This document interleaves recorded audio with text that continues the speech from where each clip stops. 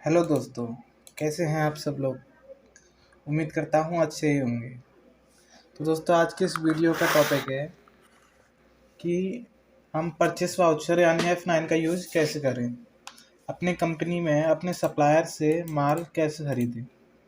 तो चलो ओपन कर लेते हैं अपने टैली। मैं एक यहाँ पर सबसे पहले कंपनी बनाता हूँ, क्रिएट कंपनी। इसको परचेस का नाम देता हूँ।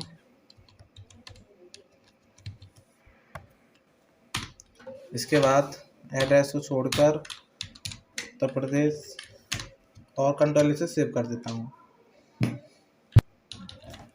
इसके बाद हमें दोस्तों अपने सप्लायर से यानी कि जिसे हम टैली के रूप में सन्ड्री क्रेडिटर्स बोलते हैं, उससे हमें माल खरीदना है। तो पहले स्टॉक आइटम्स बना लेते हैं जो जो हमको खरीदना होगा। तो इसके लिए जैसे मुझे माउस खरीदना है, माउस लिख लेता हूँ पहला आइटम यूनिट्स। ये पीस के अंदर आएगा। डायरेक्ट यूनिट बनाने के लिए यहाँ पर ऑल्ट-C प्रेस करेंगे, PCS, कंट्रोल से पीस में बन गया। दोस्तों याद रखना, हमें माल ना खरीदना है अपने सप्लायर से, तो इसीलिए यहाँ पर हम ओपनिंग बैलेंस यानी कि क्वांटिटी सेट नहीं करेंगे। माउस हो गया एक हो गया कीबोर्ड, ये भी सेम पीस में आएगा। Enter enter. एक मॉनिटर लिख लेते हैं, मॉनिटर, ये भी पीस में आएगा सिंपल। किसी की भी क्वांटिटी सेट नहीं करेंगे क्योंकि हमें माल परचेस करना है। इसके बाद बैक जाएंगे और एक लेजर से बना लेते हैं, यानी कि जो हमारा सप्लायर है, सन्ड्री क्रेडिटर है, उससे हमें माल खरीदना है। तो हमें उसके लिए एक लेजर बनानी होगी उसके नाम की। जैसे मेरा सप्लायर मुकेश है, तो मैं इसे सन्ड्री क्रेडिटर्स के अंदर डालूंगा। सन्ड्री क्रेडिटर्स, यहाँ पर क्रेडिटर्स की डिटेल है, address Maholi road, enter, country Uttar Pradesh, pin code, enter करने के बाद इसे सेव कर दूंगा दोस्तों। तो मुकेश जो सप्लायर था, जो हमें माल बेचेगा अपना, उसकी अकाउंट्स हमने बना लिया है, लेजर हमने बना ली है। तो चलो सिंपल अब चलते हैं वाउचर्स के अंदर। वाउचर्स के अंदर जाने के लिए शॉर्टकट की का यूज़ करेंगे, V दबाएंगे, वाउचर्स में आ गए। अब हमें माल परचेस करना है तो F9 प्रेस करेंगे, परचेस इनवॉइस खुल जाएगा। उसके बाद सप्लायर इनवॉइस नंबर डालते हैं, कुछ भी डाल देते हैं, एंटर, पार्टी अकाउंट नेम। याद रखना दोस्तों, यहाँ पर उसका नाम आएगा जिससे आप माल खरीदना चाह रहे हो। तो मैं मुकेश से माल खरीद रहा हूँ, यहाँ पर मुकेश लिखूंगा, एंटर एंटर। यहाँ पर हमें कुछ नहीं करना है।